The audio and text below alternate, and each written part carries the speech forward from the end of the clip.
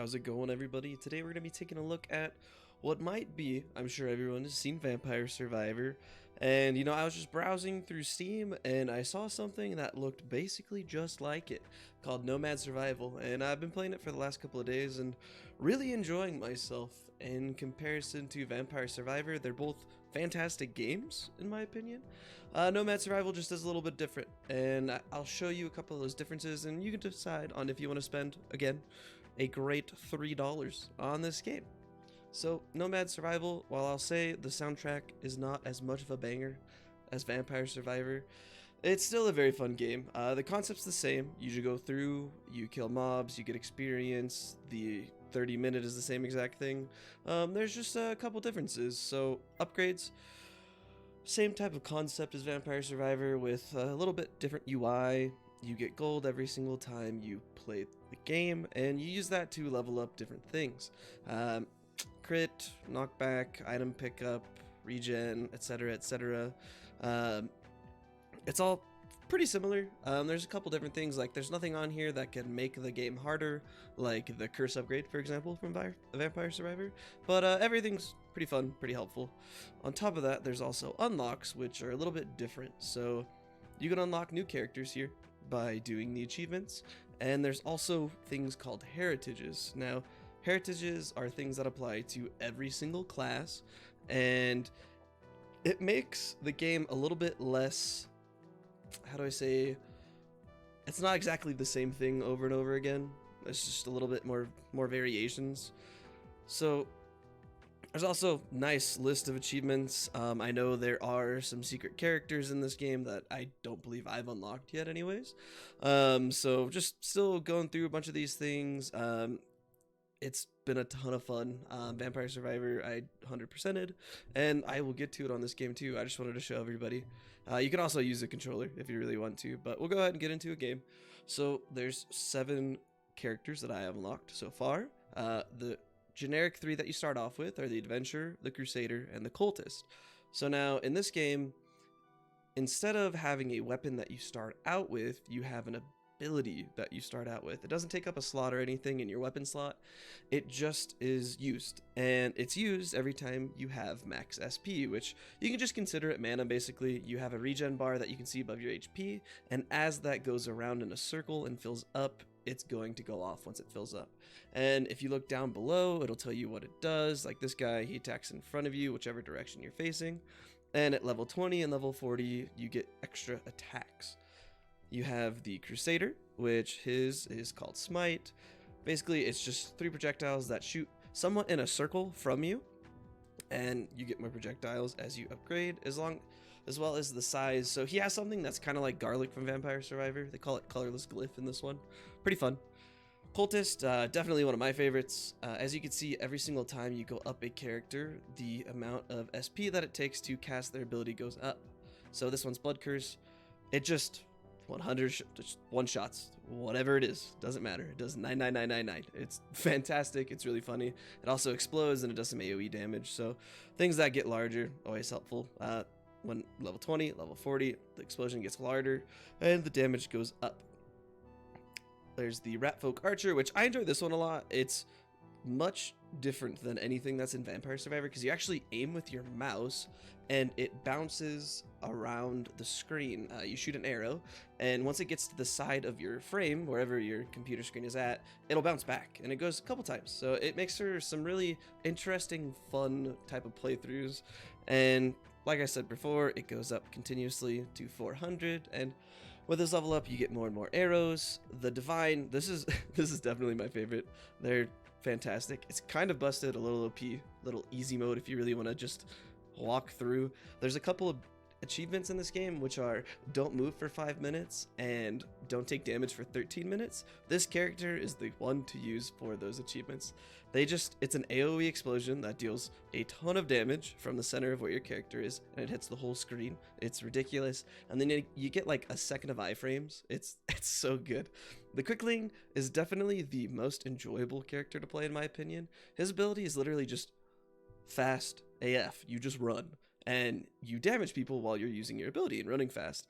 And while you're in this ability, you take 75% less damage. So You just go full tank, you run through all the characters. It's really, really, really enjoyable, very satisfying. And then last is the Necromancer. The Necromancer is a ton of fun. It's, I mean, just whatever you think a Necromancer is. You summon skeletons, and they last for a long time. It's 60 seconds, and as you get to level 20 and 40, you unlock different skeletons that are super duper OP. For the sake of the video, I'll go ahead and do the Quickling, and I'll show you the heritages. So the heritages, you'll start off with 1 and you can unlock the other 5 as you do achievements. The first one is bonus rerolls. So every single time you level up, you can reroll the items that you get. You get 1 normally. This will give you 2 every single time. Berserker, double damage, pretty simple. You deal twice the amount of damage, but you cannot regen HP at all ever. So whatever your HP is, that's your HP for the whole game. Poxbringer, my personal favorite. All your damage is doubled, but it's a dot damage now. It's very strong, but you have to kite a lot more. Voidwalker is really, really, really funny when you're using the Quickling. So basically, imagine, I'll show you what Quickling looks like here in a second, but it has the same exact thing as the Quickling. You deal damage as you move, and it knocks back enemies, so it kind of makes you a little bit harder to get hit, but you kind of feel like you're drifting. The Summoner is pretty much the Necromancer. You can just summon 5 enemies whenever you kill someone, and it's pretty good. Nice for staying alive and like giving you exit routes, basically. Lastly is the Merchant. The Merchant, when you level up, it's only 1 skill choice, basically, so you have that 1 weapon. The good thing is that for the weapon skills, you double the amount that it shoots out. So say you get, there's bouncing daggers, basically. Instead of shooting out 3, it'll shoot out 4. And that'll happen every single time. And then you get bonus spins whenever you spin the chests. When we get into the game later, you'll see that there are chests that you open, and you get 1 spin on it normally, and there's a chance of spinning it multiple times after that. This will guarantee that you at least have 1 extra spin. For this one, go Voidwalker. Same concept. You have your normal 50% speed, 100% speed. Normal mode, here's the other map. You have the Dry Marsh and the Crossroads. You also can do double XP mode, but you don't get any achievements. So if you're just testing out builds, you could do these. So I'll just do 100% in normal mode. This is the Dry Marsh. So as you can see, this is his ability. Hilarious. And it's even worse when you have the Voidwalker heritage because of the drifting. I'm not going to go through the whole game, but as you could have seen, the gems pretty identical to Vampire Survivor. They have different colors, so that's nice, but same concept. You have multiple different weapons. This one's actually pretty funny because we don't have any passives, so there's a bunch of different weapons that you can get that all have varying effects. You can reroll, like I said, every single time you level up, and you also have passives. So these passives go anywhere from item range pickup, critical damage, critical chance, HP regen, etc., etc. We'll just take magic dimension for this. And if you can see down here on the bottom bar, you have a ton of slots. Whereas in Vampire Survivor, you're pretty limited in what you can do. And that in itself makes the game enjoyable because you're forced into making very important decisions. Whereas in this one, you can actually go every single item if you want to. There's no negatives outside of the fact that you don't get to level them up. As they level up, things get different abilities, they do more damage, they're just better overall. There are, I wouldn't say legendary items, but we'll call them magic items once you get them to level 9. And other than that, if you want to go through and just keep everything level 1 or 2, you can. There's absolutely nothing stopping you. So I'm going to just run through this. You'll see it's basically the same concept. The only difference is in Vampire Survivor, there's not really too many walls that you can run into, depending on the map you play, obviously.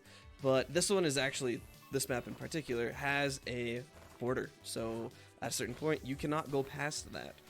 And the enemies will come through. The nice thing about this game is, you know, in Vampire Survivor, there are items on the map that you can kill, and generally when you destroy those, that's where you get a lot of the items, like HP. Same concept here, just I would say the items spawn a little bit more often, so I would definitely say it's a lot easier to stay alive in this in comparison to Vampire Survivor. Once you get the correct items, which are basically anything you want, it's really nice because any playstyle is viable. You could do whatever it is you want. It's a really good time. So I'm gonna go through, takes about 5 minutes, show you 1 or 2 more things, and I'll just speed up the video for that. Alright, so at 5 minutes and every 5 minutes after that, you actually run into these things called Crystallized Chests. I kind of cleared that one a little bit too fast, but that's just because this guy does so much solo target damage. It's kind of good. But you have to actually destroy the chest to get an item, and all of these items are called relics. These relics are really nice. They'll basically change the weapons that you have and give them special effects. This is also how you unlock the max level for the weapons. So normally you can get items up to level 9. By using the chest, you're actually able to get them to level 10.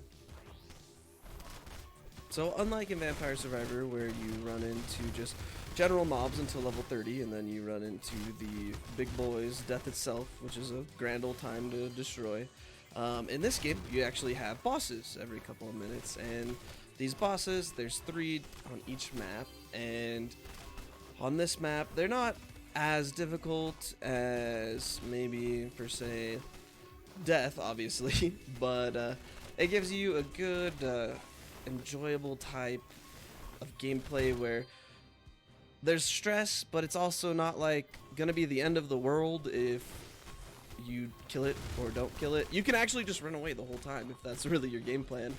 This game, in comparison to Vampire Survivor, where you really get stuck in hallways basically just due to the sheer mass of mobs, this game gives you a lot of options to get away, and that's nice on one side and also a little frustrating because it does make the game a little bit easy. As you can see, the screen got dark. One of the cool things about the maps is that the maps all have different interactions. So this map, every so often, will go dark and you lose about 30% of your screen. Not the biggest deal in the world, but it makes it to where you don't really know where the mobs are coming from, and on this guy it doesn't really matter that much because you can just run through them. But on other characters it really gets you into some really crummy situations, but it'll lift off eventually, and it happens about 3 times on this map. Alright, so at 29 minutes it'll tell you that there's a powerful creature approaching. This game has the same concept where at 30 minutes your run is going to come to an end, but the ending for this is significantly different than the other game.